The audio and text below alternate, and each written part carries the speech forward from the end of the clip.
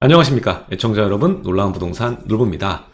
자, 임대 3법, 그 중에서 계약갱신 청구권, 전월세 상한제, 이것이 이제 한 사이클이 돌아가는 시점, 바로 8월이 얼마 남지 않았습니다. 이제 7월, 한 달밖에 남지 않았죠. 자, 8월부터는 기존의 계약갱신 청구권이 처음 나왔을 때 이후에 갱신을 했던 물건들이 시중에 나오게 되는 시점이 됩니다. 물건만 나오는 게 아니라 수요자도 나오게 되죠. 그렇게 되면 어떤 일이 벌어질까요? 상급지를 중심으로 수요자가 몰리는 것이 당연하기 때문에 상급지와 하급지의 또 전월세 양극화, 가격의 양극화, 상승의 양극화, 이런 것들이 벌어질 것이다 전망을 드린 바 있고, 그 전에는 전세 대란의 위험성에 대해서도 말씀을 드린 적이 있는데, 자, 이러한 임대 3법에 대한 임차 시장의 불안, 문제점은 정부에서도 확실하게 인식을 하고 있습니다. 그래서 거기에 따른 대응 전략들을 내놓고 있는 상황이고, 이번에 상생임대인이라는 제도를 또 개선하면서 굉장히 큰 혜택을 줬죠. 기존에는 상생임대인이 이제 1년 거주 요건을 채운 것으로 보는 거였는데, 사실 비과세 요건을 완성하기 위해서는 2년이기 때문에 반 정도만 주는 겁니다. 근데 이번에 1주택자고 4주택자고 상관없이, 임대사업자도 상관없이 실거주 2년을 채운 것으로 보는 요건의 완성을 개선해 줬습니다. 자, 이것은 이제 한시적이죠. 24년 말까지만 적용이 되는 부분이기 때문에 영상에서도 한번 언급드렸지만 올해 22년 말까지 신규 계약 하셔야, 기존에 임대 낀 물건을 사시셨어도 새롭게 갱신할 때, 본인이 갱신할 때면 이 기간 안에 하셔야만 상생임대인 할 수 있다는 것을 말씀을 드렸습니다. 자, 이 상생임대인 전략을 쓰면서 투자하시는 분들도 있겠지만 그 수가 그렇게 많을 수가 없죠. 일단 주택을 하나로 운용하셔야 되거나 현재 무주택이신 분들에게만 적용되는 전략이기 때문에 그렇습니다. 자, 결국에는 상생임대인은 시장에 큰 영향을 주긴 어렵다는 얘기죠. 그래서 한 가지 아쉬웠던 점이, 저는 주택임대사업자에 대한 혜택을 얘기를 했었고, 사실 원희룡 국토부 장관도 임차시장을 지금 상생임대인 제도로는 부족하고 꾸준한 안정을 시키기 위해서는 개선이 필요하다. 임대차 3법의 제도 개선이 필요하고, 그리고 계약갱신 청구권과 전월세 상한제, 이 두 개는 없어지는 게 맞다.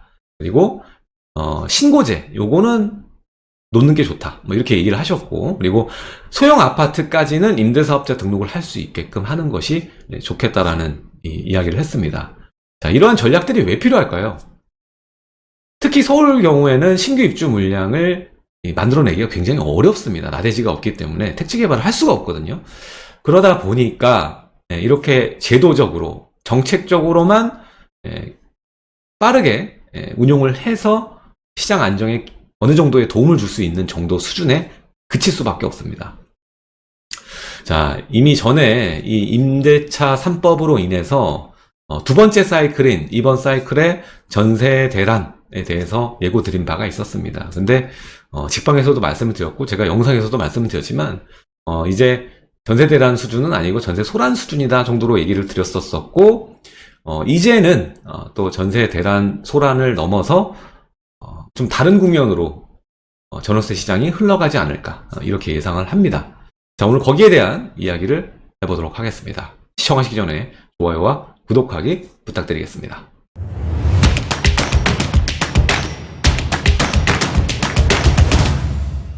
자, 먼저 지금까지의 시장 상황을 정확하게 아실 필요가 있습니다. 자, 처음에 임대차 3법이 나왔을 때 계약갱신 청구권이 가장 문제였죠. 시중에 있는 물건을 축소시키는, 물량의 축소는 결국 가격의 상승입니다. 수요자는 그대로 또 유지되는 상황이기 때문에 물건이 확 줄어버리게 되면 그 동시간대에 있는 수요자는 한정되어 있는데 물건만 줄어버리는 거거든요. 그래서 가격이 올라갈 수밖에 없고, 그래서 어떻게 됐습니까? 20년 그때 8월 이후 생각해 보시면, 그래프를 보면은 8월 이후에 쭉 올라갑니다. 물량도 쭉 내려가고, 물량도 감소하고, 가격은 올라가고, 그러다가 한 10월쯤 돼서 조금씩 점차적으로 가격이 내려오고 물량이 늘어나는, 물량이 늘어나는 그러한 패턴을 보이고 있어요. 자, 일단은 임대 3법이 나오고 나서 그로 인해서 전세 가격이 대폭 상승했습니다. 거의 뭐 50% 이상 올랐어요. 예. 그래서 문제가 됐었고, 그 이후에 어떤 일이 벌어졌느냐. 일단 이 맞춰줄 수 없는 수요자가 생기기 시작해요. 대출 한도가 정해져 있잖아요. 대출 한도는 전세자금 대출은 이제 5억까지, SGI 통해서 5억까지, 그리고 1주택자는 3억까지 빌릴 수가 있습니다. 자, 한도가 있으니까 올라버린 보증금을 어떻게 메꾸려면 자기 돈을 끌어당겨야 돼요. 대출로 불가능합니다. 그러다 보니까 보증금 증액 마련이 어려워요. 또 그때 어떤 일이 있었죠? 자, 9월, 10월 이때가 생각해보시면 대출 중단 사태. 전세자금 대출도 운용하기가 어려웠던 시기예요, 이때. 그러다 보니까 취급을 안 한 거지. 취급 안 하는 은행이 몇 개가 있어가지고, 굉장히 증액 마련이 어려운 상황. 그래서 수요자들이 증액 마련에 어려움을 겪었고요. 반대로 또 공급자 입장도 마찬가지였어요. 이 종부세가 19년, 20년, 21년 계속 올라오니까 세금 방어를 위해서 보증금은 그대로 가되 나머지는 월세로 받는 이 반전세가 수요가 급증합니다. 공급자가 늘어납니다. 그렇게 시작하는 임대인이 증가한 거죠. 그러니까 수요자와 공급자의 그 맞는 그 하나의 그 틀이 생긴 거예요. 구조가 생긴 거예요. 그러니까 골로 수요자들이랑 공급자가 모이게 된 거죠. 그 구조로. 그래서 반전세가 이제 가장 이제 많아지던 시기이기도 하고요. 근데 반전세를 떠나서 이제 거의 보증금이 낮은 월세화가 진행이 돼요. 자, 왜? 일단은 가장 쌌거든요. 제가 이때 당시에 올렸던 영상이 있어요. 그때 임대 3법 시작하고 나서 얼마 지나지 않아서 제가 그 강북에 있는 모 단지를 예로 들면서 이거를 똑같이 계산을 하면 보증금을 동일화시키고 월세화 시키면 지금 월세가 제일 싸다. 그 영상 올렸고 실제로 월세가 제일 쌌어요. 그러다 보니까 어땠습니까? 수요자는 당연히 몰리죠. 그래서 월세가 폭주하기 시작합니다. 상대적으로 쌌던 월세가 폭주하기 시작하고 지금은 어떻게 됐습니까? 월세가 또 제일 비쌉니다, 지금. 왜? 보증금 증액은 어렵잖아요. 근데 월세는 그냥 매달 내는 거니까 쉽잖아요. 그러니까 수요자가 점차 몰리다가 결국에는 월세가 지금 제일 비싸요. 월세가 제일 비쌉니다. 뭐 아직까지 뭐 상급지의 경우에는 전세가 전세보다 월세가 저렴한 동네도 있는데 전반적으로 봤을 때는 월세가 이제 다시 추월한 거죠. 거래 비중도 지금은 월세가 더 높고요. 그런 상황이에요. 그래서 지금 타이밍에 가장 저렴한 건 뭐냐? 가장 저렴한 임차의 거주 형태는 뭐냐? 라고 치면은 현재 보증금 6억에서 9억대. 그나마 증액을 마련할 수 있는 정도 수준까지 보증금에 나머지는 월세로 진행하는 것이 가장 저렴합니다. 동일한 조건으로 만들면 지금 가장 저렴한 게 이 형태예요. 이건 여러분들 지금 임차 거주하셔야 되는 분들께는 도움이 되는 정보일 겁니다. 그래서 물건 찾을 때도 항상 일이잖아요. 단지를 사실 요즘 같은 시기에 물건이 없을 때는 단지 하나만 보기가 어렵고 여러 단지를 같이 봐야 되는 상황이니까 얼마나 스트레스 받습니까? 이럴 때 딱 금액대라도 정확히 맞추게 되면은 보기 쉬우니까. 물량이 어차피 정해져 있잖아요. 많지 않으니까. 그랬을 때 요 정도 금액 놓고 돌려보시면 가장 저렴하다는 거 하나 알려드리겠습니다. 자, 아무튼 이래서 임대 3법만 있는 게 아니라 배경에는 물량이 많으면, 신규 입주 물량이 많으면 임대 3법이 있든 말든 뭐가 중요해요. 당연히 가격은 내려앉지, 물량이 많으면. 근데 지금은 최악의 상황인 게 임대 3법 있지, 거기에 임대 3법이 물량 줄이는 거잖아요. 거래할 수 있는 동시간대 물량 줄이는 건데 여기에 신규 입주 물량도 부족한 상황이에요. 서울 특히. 그 다음 경기도 마찬가지고요. 그래서 어떤 현상이 벌어지느냐? 상급지일수록 물량 부족과 또 상승 현상이 심하다. 이게 초반에는 그렇지만요, 시간차를 두고 하급지까지 가격이 같이 올라갈 수밖에 없어요. 지금 우리는 한 사이클을 이미 봤잖아요. 최하급지 정도는 당연히 이제 거래가 안 되고 뭐 가격도 많이 오르지 않고 뭐 이 정도지만 가격이 많이 떨어진 동네, 뭐 이런 동네는 없어요 지금. 자, 아무튼 이런 상황이기 때문에 지금은 임차 가격 안정을 위한 정책이 이 구세주처럼 등장을 해줘야 됩니다. 그런 타이밍이에요. 그래서 가장 중요한 건 임대 3법을 폐지나 보완하는 게 지금 필수인데 이게 사실 어렵잖아요. 여소야대니까 어렵죠. 그래서 지금은 할 수 있는 거라고는 계획을 잡는 일, 그러니까 공급을 하기 위한 계획을 잡아서 빨리 공급할 수 있게끔 첫 번째 단추를 끼우는 일, 두 번째가 기존에 있는 물량들을 임차 시장에 조금이라도 임대 3법의 방해를 받더라도 그래도 물량이 튀어나오게끔 만들 수 있는 정책적인 보완이 필요하다는 거예요. 그래서 제가 강조드렸던 부분은 임대사업자를 활용해야 된다. 이건 시행령으로 할 수 있는 건데 왜 안 하는 겁니까, 대체? 예. 그래서 임대사업자의 혜택. 이것만 해도 저는 이거 똑같아요. 하단부의 물량들. 그러니까 이거는 대체주택이죠. 오피스텔이든 뭐 다세주택이든 여기에서 그 임대 가격이 어느 정도 안정되잖아요. 위까지 어느 정도 전해져요. 그게. 예. 하나라도 해야죠, 지금. 지금 물불 가릴 때가 아니라는 얘기를 드리는 겁니다. 그래서 임대사업자를 활용하는 게 필요한 거고. 그리고 두 번째가, 이 임대사업자를 활용하게 되면 어차피 10년이잖아요, 지금은. 10년 동안 5%, 그러니까 5사이클을 5% 상한을 두고 올라갈 수 있기 때문에 이 두 가지 효과를 같이 가져갈 수가 있는 거예요. 공급 물량이 풀어지는 효과 플러스 그리고 시장 안정에 기여하는 물량들을 늘릴 수 있는 거. 우리나라는 85% 이상 민간이 임대차 시장을 떠받들고 있어요. 예, 뭐 싱가포르처럼 공공 물량이 많은 게 아닙니다. 그래서 지금 정책적으로 이렇게 하는 게 좋은 게 뭐냐면 공공의 역할을 대신한 물량을 이렇게 정책적으로 민간의 혜택을 인센티브를 주면서 늘리는 거예요. 예, 공공으로 늘릴 수 있는 거 한 개 있습니다. 뭐 이게 세금이 많습니까? 아니잖아요. 그러면은 민간의 그 역할을 맡겨주면서 혜택을 주고, 예, 이게 진짜 상생임대인이지. 근데 임대사업자에 대한 언급은 없어요. 지금 얘기는 나오는데 막상 안 하고 있습니다. 자, 근데 이제 8월에 대한 전세 대란, 지금은 제 생각이 약간 이제 달라졌다고 벌써 뭐 직방에서도 얘기했었고 했어요. 왜냐면 중간중간 바뀐 기류들이 있었고 정책적으로도 얘기 나온 것들이 있었기 때문에 지금 상황은 8월에 전세 대란이 올까라고 얘기를 한다면 전세 대란이 오긴 어렵습니다. 이미 수요자들이 이동을 했고요. 월세화가 진행이 되고 그 높은 보증금보다는 이 월지출을 늘리는 쪽으로 선택하는 수요가 많아졌어요. 네, 많아졌어요. 그래서 일단 이 월세로의 수요 분산을 첫 번째로 꼽습니다. 네, 상생 임대인보다 더 큰 효과를 준 게 이거예요. 월세로의 수요 분산. 이게 어떻게 보면은 전세 대란은 피한 건데 지금 월세 대란은 온 거잖아요. 어쨌든 월세 물건도 없습니다.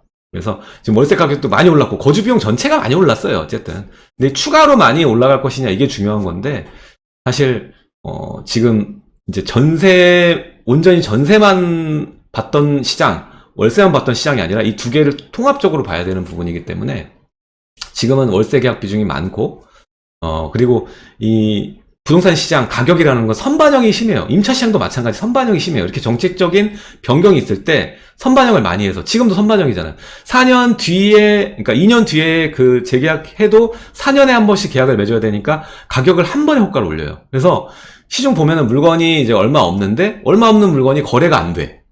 왜 거래가 안 될까요? 가격이 높아서 그래요. 비싸게 내놓으니까 선반영이 돼요. 근데 이 가격이 저는 일부 지역은 꽤 내려올 수도 있을 것 같다는 생각이 들어요. 왜? 그게 바로 정책 보완, 상생 임대인 때문에 그렇습니다. 이거는 아주 단기적인 거예요. 한 일회성이에요. 일회성. 이번에 2년만 보고 하는 겁니다. 이번 2년. 그러니까 뭐 숨은 뜻이 있을 수 있겠지만 2년 뒤에 총선이 있잖아요. 그렇죠? 그 2년 안 동안은 어느 정도는 임대가를 제어할 수 있는 최소한의 방책이다. 상생임대인 1회다. 이렇게 제가 얘기를 하고 있습니다. 그래서 정책 보완, 상생임대인 이게 나왔죠. 그래서 지금은 물건이 많이 나오지 않을 거예요. 근데 9월부터 본격 이사철이고 그 전에 구하는 수요 보통 이제 2개월 전부터고 1개월 전부터 많이 움직이니까 8월이에요. 그때부터는 이제 곳곳에 상생임대인 물건이 나올 거예요. 네, 나올 겁니다.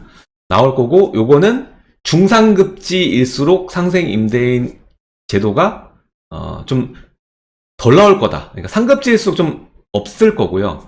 오히려 중급지에서 하급지 정도 있을 때 더 많을 수밖에 없습니다. 예.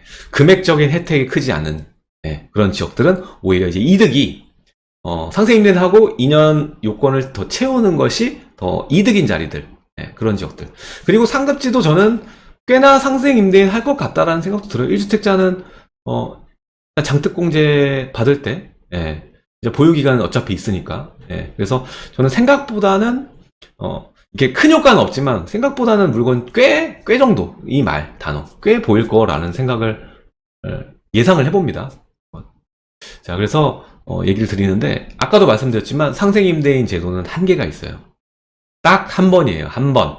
그래서 단기 효과. 이것도 뭐 한시적으로 지금 운용하잖아요. 단기 효과로 끝날 겁니다. 그래서 그 이후에 임대차 3법을 손질하거나 주택임대사업자에 대한 것이 나오지 않는다라면 사실 공급에 대한 거는 최소한 뭐 5년 이상 걸리는 부분인데 특히 서울 같은 경우에는 여러분들 10년은 예상해야 되잖아요. 모아타운 뭐 빨리 된다고 해도 그래서 시장 안정시키기 위해서는 추가적인 대책에 우린 주목할 필요가 있다. 그걸 준비해야 된다. 이 얘기를 드리고 싶습니다. 아무튼 중요한 거 오늘의 썸네일 주제는 전세 대란은 걱정 안 해도 될 것 같다. 대신 이제 거주 비용이 이미 다 올랐다. 지금 이미 8월 전세 대란 걱정할 게 아니라 이미 전세 대란을 겪었고 이제 8월이 아니라 그 전에 이미 다 올랐다고요. 그 전에 8월 전세 대란이 아니라 그 전에 이미 월세가 정말 많이 올라서 이미 거주비가 다 올랐어요. 자, 그래서 이 상생임대인 다음에 벌어질 일은 저는 이제 임대차 3법 중에 그 두 가지 얘기했죠. 이게 폐지나 조정 수준을 좀 받지 않을까 이런 예상을 해보고요. 그리고 가장 제가 유의미하게 보는 것은 민간의 공공 성격의 임차 물량을 늘리는 거는 임대사업자 제도를 활용하는 게 제일 좋습니다. 이거를 투기 수단으로 판단하고 그렇게 하는 게 아니라 지금 임대사업자가 문제가 되는 건 뭐냐면 양도세 중과 플러스 임대사업자가 만났기 때문에 이런 일이 벌어진 거예요. 근데 하나만 있잖아요. 하나만 있으면 임대사업자 하나만 있으면은 전과 같은 2018년 장이 만들어지진 않아요. 임대사업자 때문에 저는 그렇게 봅니다. 차라리 이런 거 물량을 양성해야지 그 임차로 오래 계시는 분들이 그러니까 부동산 시장이 그때는 안정됐었잖아요. 꽤나. 그래서 저는 이 후행적으로 상생임대인 단기적으로 운용하고 그 이후에는 이 주택임대사업자를 활용하는 것이 좋을 거다. 주택임대사업자 활용 플러스 신규 공급 계획 많이 나올 거예요. 그래서 이 두 가지 혼합으로 시장을 좀 바라보는 게 투자자로서 맞는 시각이다. 저는 이렇게 생각을 합니다. 자, 그래서 지금 얘기 나오는 것이 이제 소형 아파트, 소형 아파트는 등록하게끔 생각하고 있다라는 것을 기사로 보셨을 거예요. 자, 소형 아파트는 지금 현재 중대형보다 저평가되어 있어요. 신규 입주되는 물량들 여러분들 프리미엄을 계산해 보면은 굉장히 많죠. 그때 제일 프리미엄이 낮게 붙어 있는 게 소형 주택들이에요. 소형 59제곱 이하. 요런 애들이 전용 59 이하가 프리미엄이 제일 적고요. 제일 프리미엄이 많이 붙어 있는 게 중형. 중형이 많이 붙어 있어요. 30평대, 84제곱이 제일 많이 붙어 있습니다. 자, 그래서 지금 타이밍에 제가 강의할 때도 많이 말씀드렸어요. 지금 봤을 때 20평대 중에서 저평가되어 있고 장기적으로 봤을 때 좋은 매력적인 가격대 그리고 투자금도 많이 들지 않는 지역들 제가 강의 때 많이 말씀드렸어요. 자, 이게 만약에 이제 주임사가 소형에만 혜택을 주게 되고 들어올 수 있게 제도권화 한다면 소형의 프리미엄이 어떻게 되겠습니까? 올라갈 수밖에 없어요. 자, 지금 임대사업자 혜택의 제일 중요한 부분은 종부세입니다. 주택을 늘리는데 가장 부담을 느끼는 부분이 어디냐면 양도세인 것 같죠? 아니에요. 양도세보다는 종부세입니다. 여러 채를 늘릴수록 종부세 부담이 되니까. 근데 당연히 그냥 늘리면 종부세를 더 추가로 중과를 시켜야 되는 건 맞는데 이렇게 민간의 그 임차 시장의 안정화를 위해서 기여를 한다. 그러면 종부세 합산 빼줘야죠. 그렇게 10년 동안 거의 뭐 그 사람은 10년 동안 버는 게 없는 거예요, 여러분들. 10년 동안 그냥 묵묵히 열심히 청년들이든 뭐 신혼부부 살게 해주는 사람인 거예요. 순기능만 생각하자고요. 나중에 팔 때 뭐 차익은 생각하겠지만 10년 참았잖아요. 그쵸? 그때 돼서 떨어지면 어떻게 할 건데요? 10년 뒤 떨어질 수도 있잖아요. 근데 그 사람은 떨어질지 오를지도 모르는데 임차 시장에 저렴한 가격 계속 내놨는데 그걸 좀 생각하자고요. 배 아파하지 마시고. 그래서 가장 중요한 건 종부세 합산입니다. 지금 다주택자들은. 근데 우리가 전에 봤던 혜택은 양도세 중과 그리고 종부세 합산 배제잖아요. 근데 이 혜택이 지금은 양도세의 경우에는 여러분도 알다시피 지금은 뭐 1년 한시로 했긴 했지만 이게 나중에 연장에다 폐지 수준 밟을 거예요. 양도세 중과 같은 경우에는. 그래서 요거는 빼고 차치하고 얘기를 하더라도 이제 종부세가 문제인 거예요. 지금은. 자, 근데 이게 해결이 된다. 그럼 투자를 함으로써 얻게 되는 효과들은 뭘 볼 수 있을까요? 일단 등록임대주택에 대한 양도세는 일반 과세로 들어가게 되는 것이고, 그 다음에 거주주택 비과세 혜택. 예. 지금 비과세는 1주택만 있는 게 아니라고 제가 맨날 강조드리죠. 거주주택 비과세도 있습니다. 이것도 쓸 수 있고요. 그래서 세금을 획기적으로 줄일 수 있고, 합리적으로 여러분들이 이건 불법도 아니잖아요. 예, 합리적으로 자산을 확장시키는데 큰 도움이 될 겁니다. 그리고 이런 임대 사업자 관련한 것들은 소급 적용이 되는 게 아니기 때문에 여러분들 처음 이런 혜택이 나오게 되면 바로 맞춰서 자산을 포지션을 구성을 하셔야 됩니다. 이전에도 했다가 점차 없어진 거잖아요. 소급해서 다 없애버린 게 아닙니다. 물론 처음에 중간에 소급해서 없애야 된다 이런 주장이 있었지만 말도 안 되는 소리죠. 그 말도 안 되는 소리들을 했던 게 너무나 참 어이가 없긴 한데, 그때 당시에는 그랬던 기억이 나네요. 아무튼 간에 차후에 움직일 정책의 방향은 이거라고 저는 보고 있기 때문에 여러분들도 여기에 맞춰서 시장을 미리 예상하시고 움직이셨으면 좋겠습니다. 자, 제가 매주 수요일 강의를 진행하고 있습니다. 많은 분들이 와주시고 계시는데 여러분들 다시 한번 공지드리겠습니다.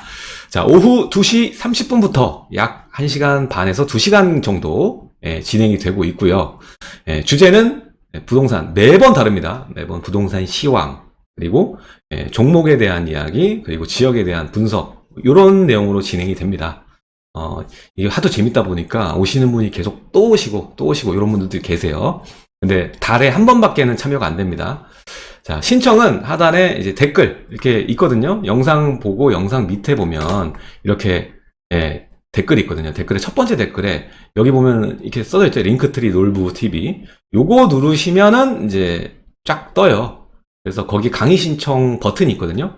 그걸 누르시고 강의 신청을 하시면 됩니다. 거기 쭉 안내된 내용 보시고 밑에 1:1 카톡이 뜨거든요. 그럼 거기에다가 신청하시면 됩니다. 해보시면은 나이가 많으신 분들도 잘 하시니까 잘 하실 수 있을 거예요. 아무튼 오시게 되면 저를 직접 뵈시고 강의도 들으실 수 있습니다. 자, 오늘 내용은 여기까지 하도록 하고요. 다음 시간에도 좋은 내용으로 여러분들 찾아뵙도록 하겠습니다. 지금까지 놀란 부동산 놀부였습니다. 감사합니다.